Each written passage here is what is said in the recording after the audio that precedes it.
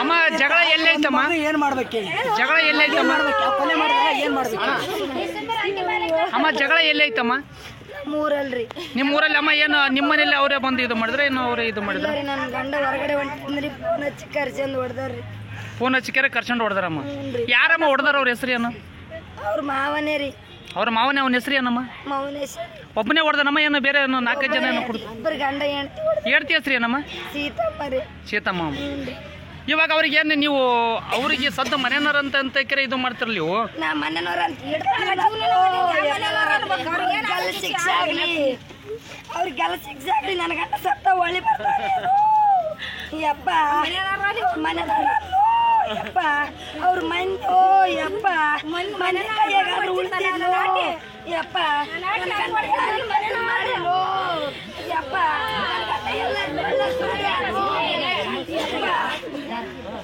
ಅವನಿಗೆ ಹೊಡೆದ್ರು ಯಪ್ಪ.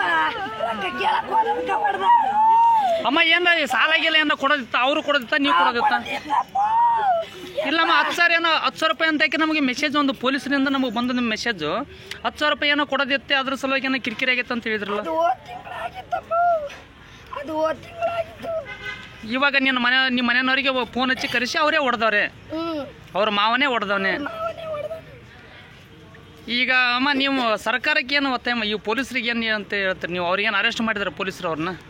ಏನಂತ ಕಂಪ್ಲೇಂಟ್ ಕೊಟ್ಟಿನಿ, ಅವ್ರಿಗೆಲ್ಲ ಶಿಕ್ಷೆ ಹಾಕ್ಬೇಕಂತ ಕಂಪ್ಲೇಂಟ್ ಕೊಟ್ಟಿನಿ ನಾನು. ಹಿಂಗಂತ ಏನು ಕೇಳಿಲ್ಲ. ಮೊದಲು ಅವ್ರು ಗಲ್ಲಿ ಶಿಕ್ಷೆ ಆಗ್ಬೇಕು.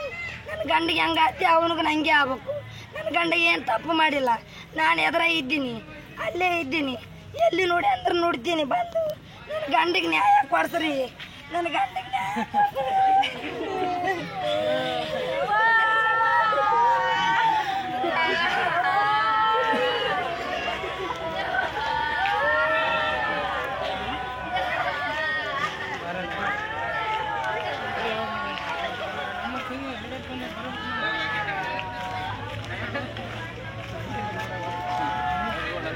No,